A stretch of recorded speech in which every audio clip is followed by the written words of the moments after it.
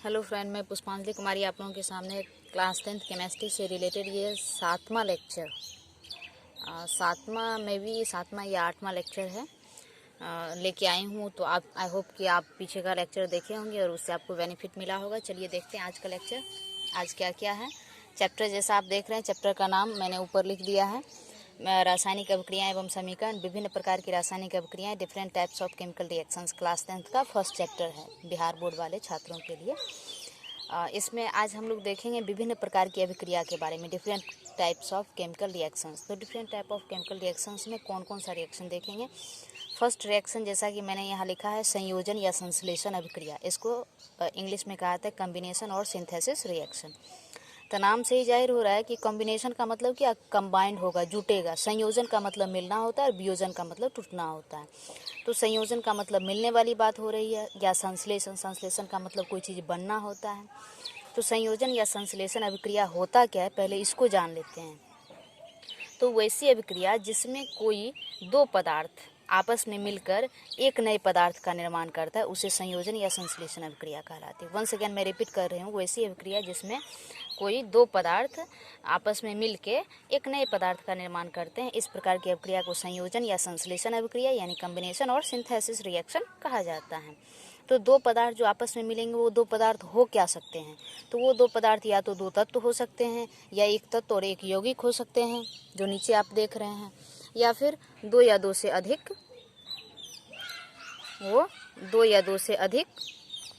यौगिक हो सकते हैं।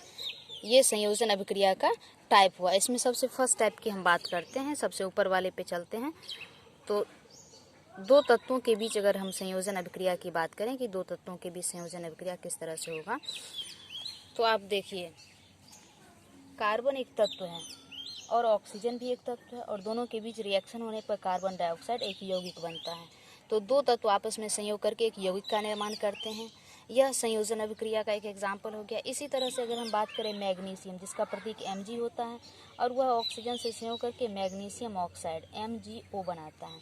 इसको हम बैलेंस कर लेते हैं, मैग्नीशियम 2 ऑक्सीजन 2 बैलेंस हो गया। इसी तरह एक और एग्जांपल हम ले लेते हैं, ये रहा आपका लोहा Fe, जिसको आयरन कहा जाता है, और ये रहा सल्फर यानी S, जिसको गंधक भी कहा जाता है। सल्फर को SS का प्रतीक होता है, और ये आपस में अभिक्रिया करके FeS यानी कि फेरस सल्फाइड बना लेते हैं। फेरस सल्फाइड ये ऑलरेडी बैलेंस ही है।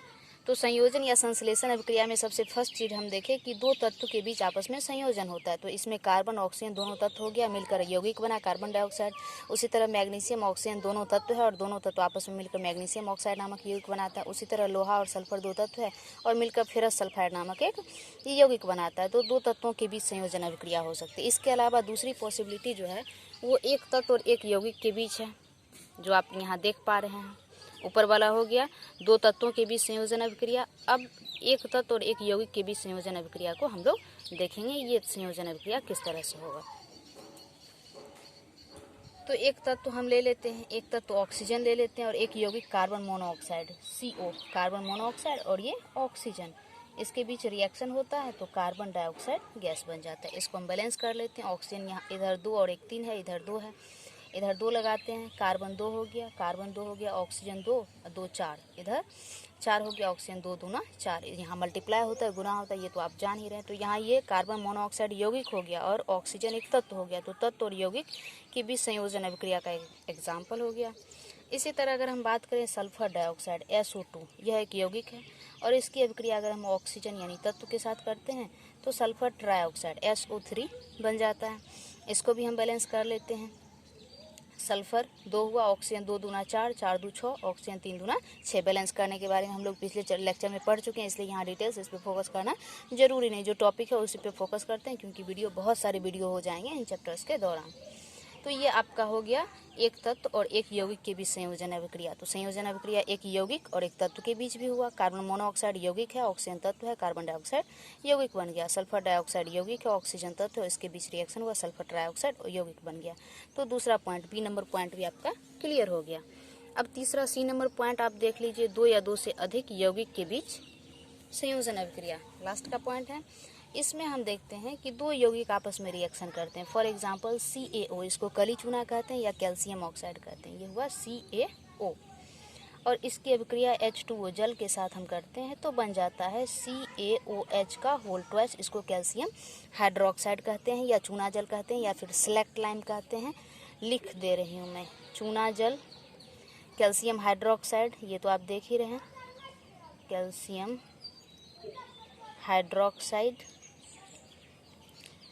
इसके अलावा select, SLAKED, select lime, lime means चूना होता है, ये हो गया। या फिर इसको बुझा हुआ चूना भी कहा जाता है, बुझा हुआ चूना। ये सारी चीज़ें कैल्शियम ऑक्साइड CaOH के होल ट्वाइस को कहा जाता है। और CaO को कहा जाता है कली चूना, quick lime, QUICK quick lime, calcium oxide, calcium oxide, देख पा रहे हैं आप।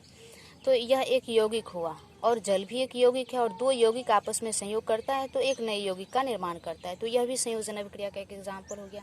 इसी तरह आगे मैं बात करती हूँ कि ये आपका यहाँ एक आप महत्वपूर्ण रिएक्शन समझ सकते हैं। सपोज दैट ये बाजार से मैंने चूना खरीद के लाया, CaO कली चूना जिसे हम कहते हैं, और इसमें जब पानी मिलाए तो चूना जल बन गया, कैल्शियम हाइड्रोक्साइड बन गया। इसे आप किसी बर्तन में डालकर इसको बनाते हैं और इस कैल्शियम हाइड्रोक्साइड को आप दीवार पे पोतते हैं तो ये CaOH का होल ट्वाइस हो गया।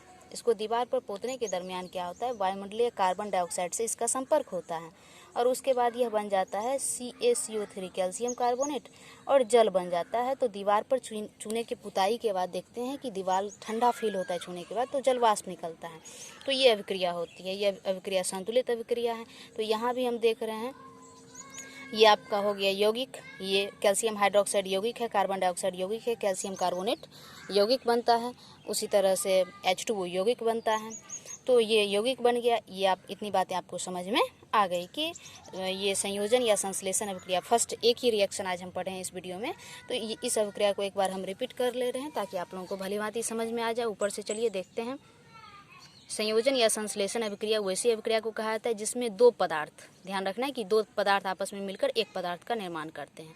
तो ये कितने तरह के होते हैं, 3 तरह के होते हैं। दो पदार्थ कौन कौन से हो सकते हैं, दो पदार्थ, दो तत्व के बीच भी संयोजन हो सकता है। तो देख रहे हैं कैल्शियम, यहाँ पे मैग्नीशियम भी तत्व है, ऑक्सीजन भी तत्व है, कार्बन भी तत्व है, ऑक्सीजन भी तत्व है, लोहा भी तत्व है, सल्फर भी तत्व है। तो दो तत्वों आपस में मिलकर एक एक यौगिक का निर्माण करते हैं। उसी तरह एक तत्व और एक यौगिक के बीच भी संयोजन होगा। तो यहाँ हम देखते हैं कार्बन मोनोऑक्साइड यौगिक है, ऑक्सीजन तत्व है, आपस में रिएक्शन करके कार्बन डाइऑक्साइड बना। उसी तरह यहाँ सल्फर डाइऑक्साइड और ऑक्सीजन के बीच रिएक्शन हुआ, सल्फर ट्राइऑक्साइड बनता है। तो सल्फर डाइऑक्साइड यौगिक हुआ, ऑक्सीजन तत्व हुआ और दोनों के बीच रिएक्शन होने पर सल्फर ट्राइऑक्साइड यौगिक बनता है। तो B नंबर पॉइंट क्लियर हो गया। अब C नंबर पॉइंट पर हम चलते हैं। दो या दो से अधिक यौगिक के बीच संयोजन अभिक्रिया। ये संयोजन अभिक्रिया कैसे होगी, तो कैल्शियम ऑक्साइड कली चूना यौगिक है, जल एक यौगिक है, इसके बीच अभिक्रिया हुआ तो चूना जल बन गया, यह भी एक यौगिक है। इसके अलावा दूसरा एग्जाम्पल हम लिए हैं यहाँ पे कैल्शियम हाइड्रोक्साइड CaOH का होल ट्वाइस, यह एक यौगिक है और कार्बन डाइऑक्साइड के साथ संयोग करता है, यह भी यौगिक है और बन जाता है कैल्शियम कार्बोनेट और जल बन जाता है, तो यह भी यौगिक है। तो ये सारे रिएक्शंस हम किसको देखें, सिर्फ एक फर्स्ट रिएक्शंस देखें इस वीडियो में। तो आई होप कि आप लोगों को ये वीडियो अच्छा लगा होगा, देखिएगा। और जो कुछ अगर लगे कि इसमें कुछ सुधार की आवश्यकता है तो बिल्कुल कमेंट भी किया कीजिए आप लोग। चलिए देखिए आगे, आनंद लीजिए। थैंक्स अ लॉट और लाइक शेयर और सब्सक्राइब भी कीजिए।